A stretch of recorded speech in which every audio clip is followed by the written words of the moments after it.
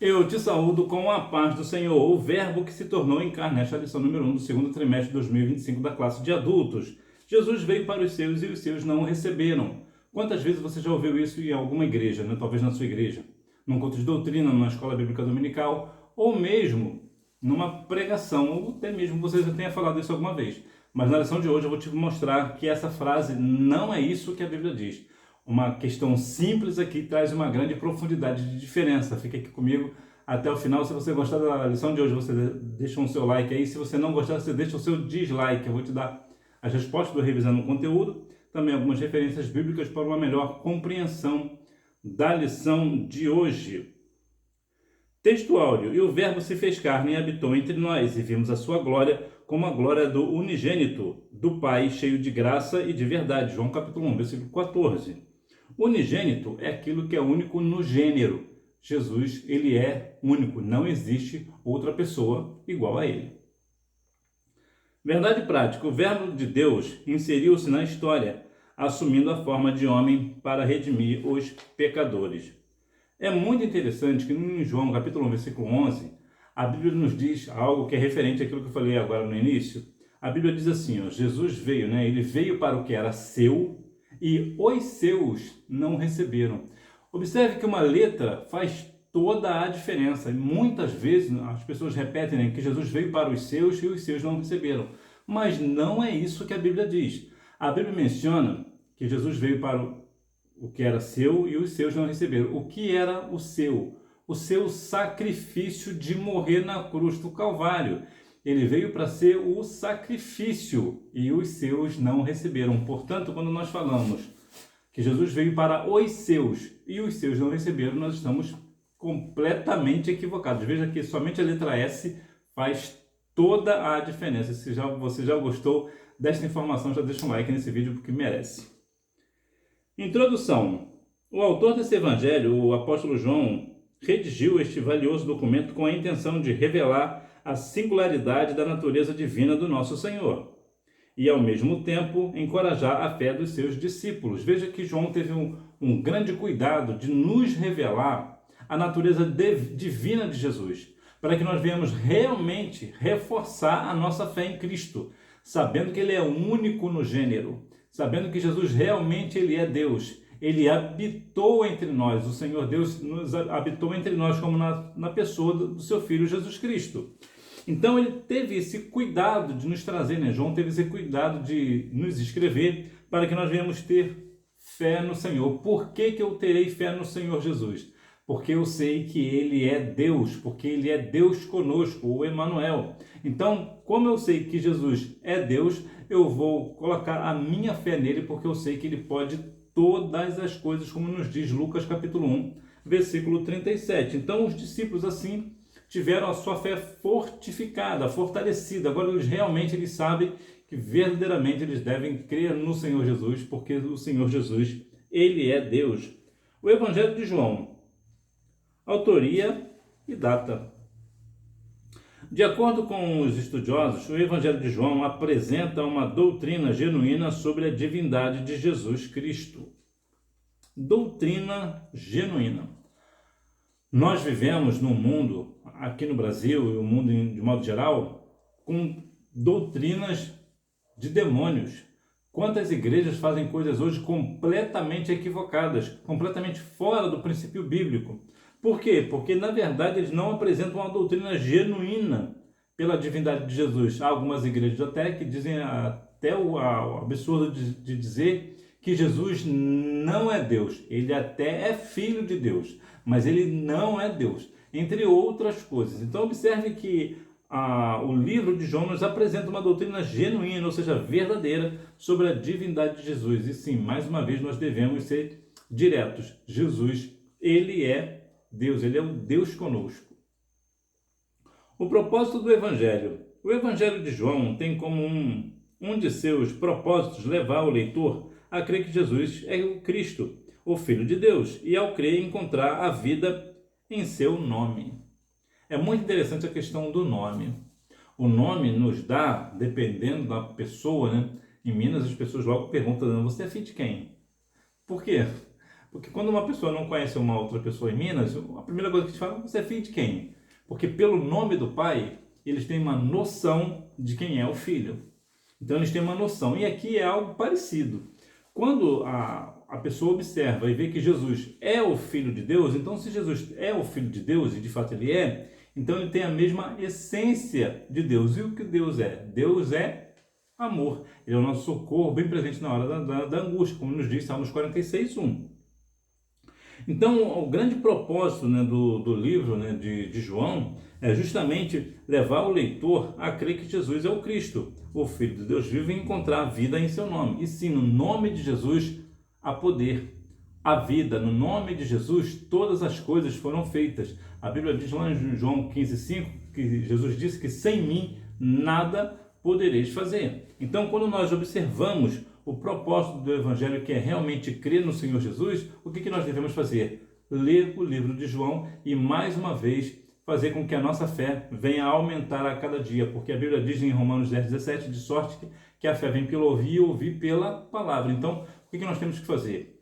Mergulhar no livro de João e ler. Mas eu já li o livro de João todo. Leia mais uma vez para que a sua fé seja assim fortalecida.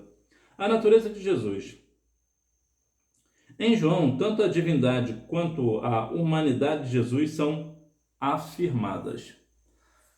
Jesus, ele tem a natureza divina e humana enquanto esteve aqui na Terra, né? João 10:30, João 1:1 vai nos dizer que Jesus era Deus. Lá em João 1:14 já nos mostra a natureza humana de Jesus. Ele habitou, né? O Verbo se fez carne e habitou entre nós. É bem interessante também, apesar que nós sabemos bem, mas é sempre bom lembrar que encarnação é diferente de reencarnação. Quando a Bíblia diz que Jesus se encarnou, quer dizer que ele se tornou carne, se tornou como nós. Ele é espírito e se tornou como nós.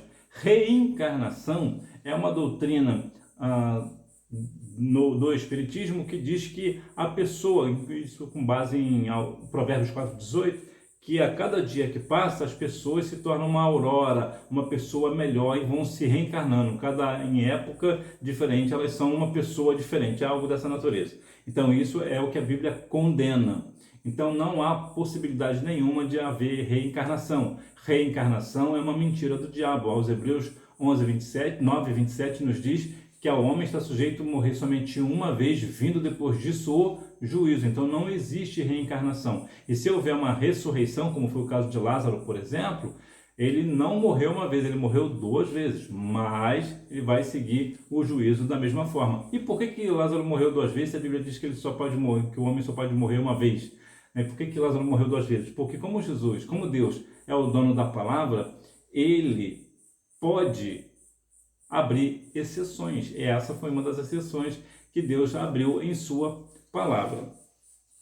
Então, nós vemos que verdadeiramente a reencarnação é um engano do diabo, mas a encarnação de Jesus, ela é divina.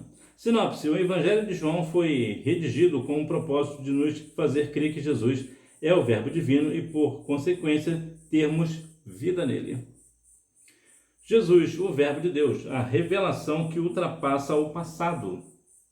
Quando o apóstolo João redigiu a introdução do primeiro capítulo de seu Evangelho, no princípio era o Verbo, é provável que tenha como referência Gênesis capítulo 1, versículo 1, que no princípio criou Deus os céus e a terra. Eu gosto muito dessa palavra no princípio, que é possível também ser trocada por em princípio. Qual é a diferença? Quando nós falamos no princípio, como geralmente a maioria, ou talvez todas as Bíblias que nós conhecemos aqui no Brasil, tem como tradução no princípio. No princípio da ideia de quando começou. Quando começou, criou Deus os céus e a terra. Mas quando você fala que em princípio, quer dizer que Deus teve um princípio de criar os céus e a terra. Ou seja, ele teve um plano, ele arquitetou os céus e a terra. Uma questão que eu acho também muito interessante sobre os céus e a terra, porque o céu sempre vem primeiro. Por quê? Porque é a morada do Deus Altíssimo, para que nós venhamos nos lembrar que quando acontece alguma coisa na terra, nós temos uma referência no céu, que é Deus. Ele é o Criador de todas as coisas, então ele pode mudar qualquer coisa aqui na Terra, qualquer circunstância ele pode mudar, porque ele é a nossa referência no céu, porque o céu é a nossa referência, porque os céus vêm primeiro. O Deus que criou os céus e a terra. Então ele tem essa ideia para que nós venhamos compreender que primeiramente é o Senhor. Então se algo está dando errado na minha vida, se tem algo fora, então eu preciso olhar para o Senhor que fez os céus e a terra. Então veja que essa revelação ultrapassa o passado. Algo que aconteceu lá no Gênesis, que aconteceu cerca de 1450 a 1400 anos antes de Cristo, quando fala no princípio, ou em princípio, dependendo aí da tradução, nós vemos que João falou a mesma coisa, que o verbo estava com Deus e o verbo era Deus, da mesma ideia de Gênesis capítulo 1, versículo 1. Por quê? Porque na criação, quando Deus teve esse princípio, ou no princípio, como você queira chamar, o Senhor Jesus estava presente, tanto estava presente que lá em Gênesis 1, 26, quando ele vai falar sobre a questão do homem, né, ele fala, façamos do homem. Por quê? Porque Deus não estava sozinho, estava o Pai, o Filho e o Espírito Santo. A natureza fundamental do verbo. Tal como Deus é eterno, também o verbo o é. Mais adiante, em Apocalipse, o apóstolo João descreve o verbo como o alfa e o ômega, o princípio e o fim. Diz o Senhor que é, que era e que há de vir, o Todo-Poderoso. É muito interessante essa questão de eternidade. Para mim, existem dois tipos de eternidade, você pode concordar ou não. Quais são os dois tipos de eternidade que eu entendo? A primeira, de Deus, porque Deus é eterno. Ele não teve um princípio, ele sempre existiu. Então, ele é eterno. Por quê? Porque ele criou a eternidade. Então, é muito difícil para a nossa compreensão algo, né? No caso Deus, um ser que existe desde o início. Nós não conseguimos começar, não conseguimos compreender quando Deus teve início, porque ele não teve início. Então, realmente, isso aqui é bem complexo para nós entendermos. E qual é a outra parte da eternidade? A outra parte da eternidade é a humana. Aí você vai pensar, mas o homem não é humano. O homem não é eterno. Verdade, o homem não é eterno. Mas quando nós falamos na ideia de arrebatamento, de que nós moraremos nos céus para toda a eternidade, significa dizer que existe uma eternidade de Deus e que, um futuro breve, nós também estaremos partilhando também dessa eternidade. E nós também seremos para todo sempre, mas veja que nós tivemos um início. Então, por isso eu creio que existem dois tipos de eternidade. A eternidade de Deus, que é desde o início, desde sempre, e a nossa. Mas nós tivemos um início diferente de Deus, que não teve. E veja que aos Hebreus, capítulo 13, versículo 8, vai nos dar essa referência interessante, né? Que Jesus é o mesmo ontem, hoje e eternamente. Não que ele será eternamente, ele já é. Por isso, muitas vezes nós falamos, né, que Jesus é o mesmo ontem, hoje e será eternamente. Não, ele não será, ele já é eterno. Já é eterno desde o início. Então, 13:8 aos Hebreus, Jesus é o mesmo ontem, hoje e eternamente. É o alfa e o ômega, né, que é a primeira e a última letra do alfabeto grego. Então, o que ele estava dizendo? Eu sou o princípio e o fim. Não tem meio termo comigo, não tem um no meio, não tem um intermediário. Eu sou o primeiro e eu sou o último, não tem outro. Eu sou o Senhor. Isso que é a grande ideia para nós, né? A natureza fundamental do verbo. No princípio era o verbo. Conforme já referimos no grego do Novo Testamento, a palavra que se traduz por verbo é logos e significa palavra. Existe até um grupo logos, né? Existe um carro também, né? Um carro logos, né? O logos é que significa palavra. Lá em João 17:17, vivifica a sua palavra, é a verdade, não? João 17:17 vai nos falar, como é que vai dizer, falar aqui direitinho para você, vou ler aqui para você. 17:17 de João. Santifica-os na verdade, a tua palavra é a verdade. Então, a grande questão nossa, que o verbo, que significa logos, quem é esse verbo? É Cristo. Então, Jesus é a palavra viva entre nós, é a palavra de Deus vivificada. Isso quer dizer o que, na verdade? Isso quer dizer que Jesus tem vida em si. Ele não precisa de uma outra questão, ele age sozinho. Por isso que o Pai, o Filho e o Espírito Santo eles têm a mesma essência. Eles são, é bem complexo até às vezes de explicar, mas cada um é um. Na verdade é essa. O Pai, o Criador que está no céu, Jesus que está à destra e o Espírito Santo que está conosco. Então são três pessoas distintas. Como é que é fácil de harmonizar esse negócio? Quais são os três estados da água? Sólido, líquido e gasoso, mas não é a mesma água. Se você colocar três lâmpadas acesas, terão três lâmpadas, mas uma mesma luz. Então assim é a ideia de Pai, Filho e Espírito Santo. São três lâmpadas diferentes, mas a luz é a mesma. Então quando Jesus vai fazer algo, tanto o Espírito Santo como Deus estão em harmonia. Não todos ali, os três estão sempre em harmonia. Então, como Jesus ele é o verbo, ele é a palavra viva, ele é a palavra que edifica, ele é a palavra que tem vida em si. Então, por esta razão, ele faz as coisas acontecerem e que faz milagre no meio de nós. Sinopse: o Evangelho de João retrata Jesus como o verbo divino que se fez presente na história. A encarnação do verbo. A manifestação do verbo e a luz do mundo. A seguir, ele faz uma distinção entre luz e trevas. As trevas simbolizam a obscuridade espiritual provocada pelo pecado. No entanto, Deus enviou João Batista para testemunhar e proclamar sobre a luz, a manifestação do verbo e da luz. É muito interessante essa ideia de que as trevas simbolizam a obscuridade espiritual provocada pelo pecado. Quando estamos ou estávamos em pecado, o que acontece conosco? Nós ficamos numa cegueira espiritual. E isso é perigoso. O pecado ele traz essa ideia de trevas. A Bíblia diz lá em 1 Coríntios capítulo 4, versículo 4, que o Deus desse século, que no caso é Satanás, cegou o entendimento dos incrédulos. Então, o que isso quer dizer? As pessoas estão em pecado, mas não conseguem compreender que estão em pecado. Eu gosto até mesmo do termo cegar o entendimento. Entendimento não tem visão, né? Teria que cegar os olhos, mas cega o entendimento. De modo geral, significa dizer o seguinte, que quando uma pessoa está com seu entendimento cego, significa dizer que ela está fazendo algo errado, ela sabe que está errado, mas não consegue entender de alguma forma, ela não consegue ver que está errado. É estranho, né? Parece ser contraditório, mas significa, de modo geral, que a pessoa ela está errada, mas é como se ela não tivesse, ela consegue algum subterfúgio para dar uma desculpa daquele pecado que ela não está tão errada assim. A ideia é mais ou menos essa. No entanto, Deus enviou João Batista para testemunhar e proclamar sobre a luz. Quem é a luz? Cristo. E João Batista foi o maior dos profetas, né? 11:13 de Mateus, né? Diz que não há outro profeta maior do que João Batista. E é muito interessante que não existe nenhum milagre envolvendo a vida do profeta João Batista, mas ele foi o maior de todos os profetas segundo o próprio Cristo.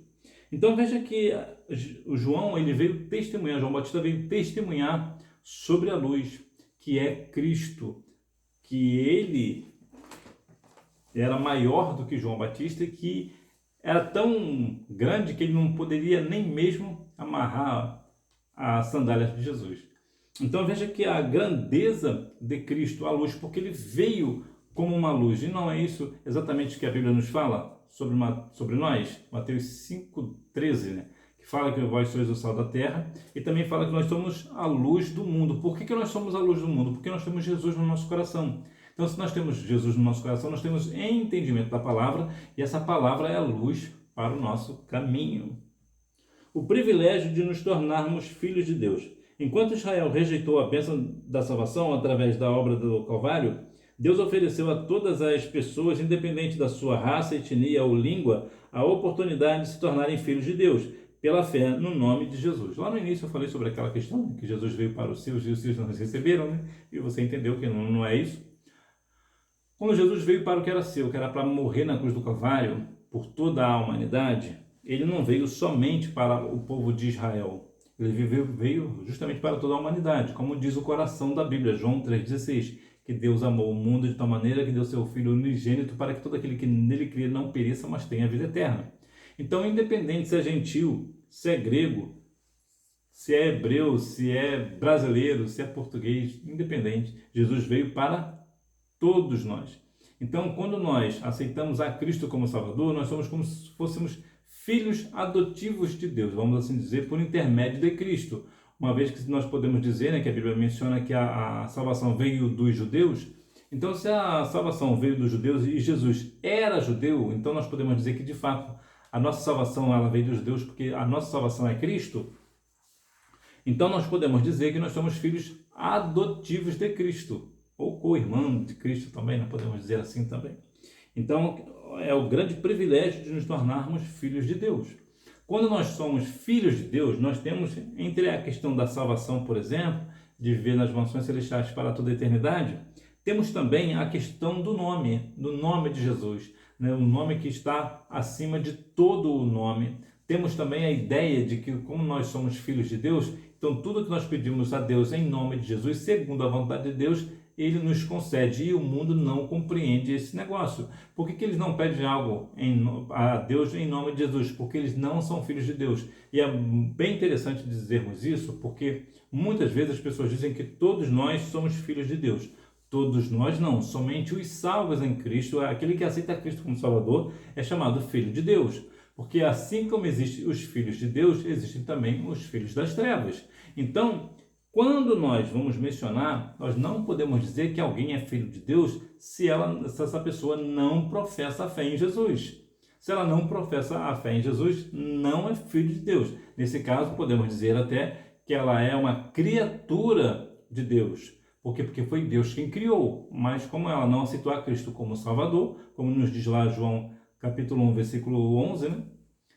11 e 12, então nós podemos dizer que verdadeiramente ele não é 12 e 13, né? 1 João 12 e 13. Então, ele não tem como ser chamado filho de Deus. A manifestação e a habitação do verbo. No texto grego, essa expressão indica que o verbo armou seu tabernáculo ou tenda entre nós. Antes, Deus habitava numa tenda montada pelo seu povo. Agora, de acordo com as palavras do evangelista, ele reside entre nós, representando a manifestação plena da presença divina no mundo. Em outras palavras, o Senhor Deus antes estava habitando nas tendas que eram feitas lá no passado. Agora não. Agora Jesus que veio, ele habita em nós, habita no nosso coração. Ele está habitando aí no seu coração? Então, por quê? Porque agora a expressão agora é diferente, é completamente diferente. Ele armou a sua tenda dentro de nós, dentro do nosso coração. E, portanto, nós estamos andando, manifestando que nós somos a habitação do Verbo. E quem é o Verbo? Cristo. Sinopse: por meio da manifestação do Verbo de Deus à luz do mundo, temos a bênção de sermos considerados filhos de Deus. Conclusão: nesta lição tivemos a oportunidade de iniciar o estudo no Evangelho de João, mostrar a sua relevância e o seu objetivo na vida da igreja. Então, qual é a grande questão da igreja? A igreja precisa observar mais uma vez de que Jesus, ele é Deus, como nos diz João 10:30. A igreja precisa observar que, de fato, Jesus, ele é o Cristo. Jesus é Deus entre nós. Jesus está habitando entre nós. E por que isso? É importante, sempre foi importante, mas hoje muito mais importante. Porque hoje a igreja, infelizmente, a igreja no Brasil, principalmente as grandes igrejas, estão tirando Jesus do centro, estão colocando o homem no centro, estão cultuando ao homem, né? Estão colocando, já vista que há igrejas, por exemplo, no Brasil, que há busto do pastor presidente na igreja. Isso é um absurdo. Estão tirando a glória que é devida a Deus, né, ao Senhor Jesus, e dando ao homem, entre tantas outras coisas, né? Uma cantora que faz um culto para uma outra cantora, né, para dizer que ela é isso, ela é aquilo. Isso não tem cabimento bíblico. Por quê? Porque nós vamos para a igreja para adorar unicamente o Cordeiro de Deus, que é Jesus Cristo, e não ficar adorando ao pastor ou a cantora ou cantor, coisas do tipo. Você pode, e é saudável, você ter o seu pastor como uma referência espiritual, gostar de um cantor, de uma cantora, isso é Claro, é saudável espiritualmente falando, mas você não pode de maneira nenhuma cultuar o seu pastor, cultuar aquele cantor, cultuar aquela cantora. Isso não é de Deus, isso é idolatria, e Deus abomina a idolatria, como nós vemos em Êxodo capítulo 20, versículos 2. Então nós devemos compreender que nós vamos para a igreja para adorar o nome santo de Jesus. Revisando o conteúdo, número 1, de acordo com estudiosos, o Evangelho de João apresenta uma doutrina genuína sobre a divindade de Jesus Cristo. Número 2, o apóstolo apresenta Jesus como o Filho enviado de Deus ao mundo para fazer parte da história, João 1:1. Número 3, o conceito mais apropriado para Logos encontra-se em Jesus, que representa a expressão da divindade, a revelação de Deus. Número 4, João identifica Jesus como o Criador de todas as coisas, mediado pelo Pai através do poder da sua palavra, João capítulo 1, versículos 2 e 3. Número 5, a frase "o verbo se fez carne" sugere a humanização de Deus, que passou a viver entre os homens, ou seja, Deus entrou na história. Que Deus em Cristo continue abençoando a sua vida. Se você gostou da lição de hoje, compartilhe esse vídeo com uma pessoa que, assim como você, também ama a Escola Bíblica Dominical. Deixe o seu like se você gostou. Se você não gostou, você deixa o seu dislike. Faz um comentário para a honra e glória do nome do Senhor Jesus. E eu te aguardo na próxima lição, se Deus quiser. Deus te abençoe. Fica na paz.